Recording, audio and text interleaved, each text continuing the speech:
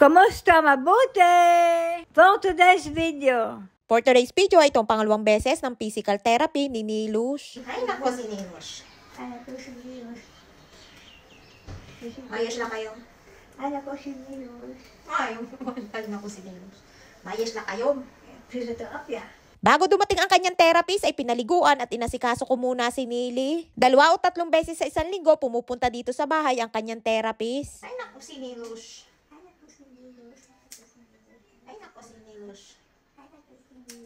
9:30 ng umaga dumating ang therapist ni Nili na si Lital. Pag pumupunta nga siya dito sa bahay ay iba't ibang oras, depende sa kanyang schedule. Dahil bukod kay Nili ay meron pa din siyang ibang pasyente na pinupuntahan. Bago sila magsimula ay kinamusta muna niya si Nili. Kinakamusta niya ang paglakad ni Nili gamit ang walker dahil kahit nga dito sa bahay ay kailangan ay lagi niyang gamit ang walker o halikon ang tawag dito. Una niya nga itinuro kay Nili kung paano kipitin ang unan sa gitna ng hita at binilangan niya ito hanggang 10. Kailangan nga ni Nili na makatagal nakipit niya yung una na hindi bubuka yung kanyang mga hita. Minsan nga hindi makatagal si Nili at nangangawit na din kaya naman hindi pa tapos ang bilang ng 10 ay nabuka na ang kanyang mga hita.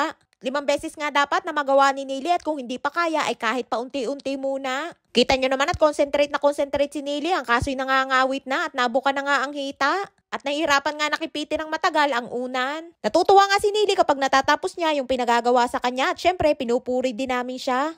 Ayan na nga yung pangalawang exercise at nahihirapan nga si Nili na gamitin yung kanyang kaliwang parte ng katawan. Kita nyo naman at nagawa din ng paraan para maitaas niya ng tuwid yung kanyang kaliwang paa. Ang kaso hindi siya pwedeng humawak sa kanyang tuhod kaya naman itinuturo ni Lital kung paano ang gagawin para hindi tumagilid ang kanyang hita habang nakataas. Kapag natatapos nga sa isang exercise ay pinagpapahinga muna niya si Nili bago simulan yung kasunod na gagawin. Kahit simple nga lamang yung mga itinuturo ay mismong therapist pa ang pumupunta dito sa bahay. Mismong doktor ni Nili ang nag-recommend yan at wala yung bayad dahil sakop na yan ng kanilang health insurance. Ayan ang kagandahan dito sa Israel na lahat ng mga pangangailangan ng mga matatanda ay kanilang ibinibigay. At sila pa mismo talaga ang pumupunta dito sa bahay. At ayan na nga yung pangatlong exercise na huling ituturo kay Nili ng araw na yan. At habang ang ginagawa ni Nili yan ay nanonood naman kami ni Lola. Lagi nga nakasuporta si Lola sa mga ginagawa kay Nili kaya naman kahit hirap itong bumangon ay talaga namang pinipilit na pumunta sa salas para suportahan at panoodin si Nili. Tapos na nga ituro dyan ni Lital yung 3 iba't ibang klase ng exercise at nire-review na lamang dyan si Nili kung ano-ano yung 3 yun na itinuro niya.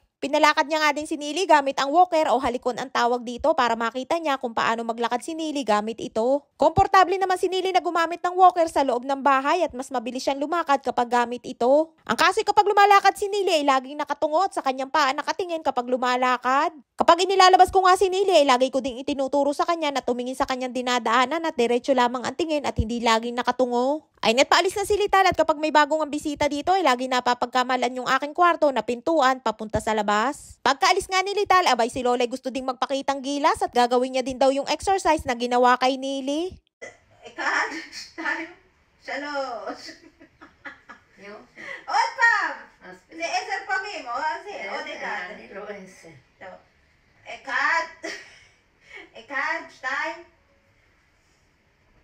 Ekad, time, shalos. Limata, lihat, otpam.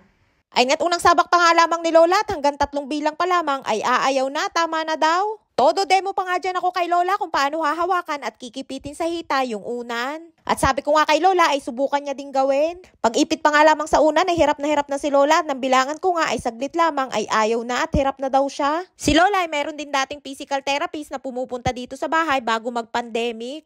At nahihirapan nga din siya na gawin yung itinuturo sa kanya. Hanggang sa inabot na din ang pandemic at napatigil na din ang pagpunta dito sa bahay ng therapist. Ay siya hanggang dito lamang ating kwento for today's video. Maraming po salamat sa inyong suporta at laging panonood. Mag-ingat po kayo palagi. And please subscribe to my YouTube channel. Please follow and share. Salamat!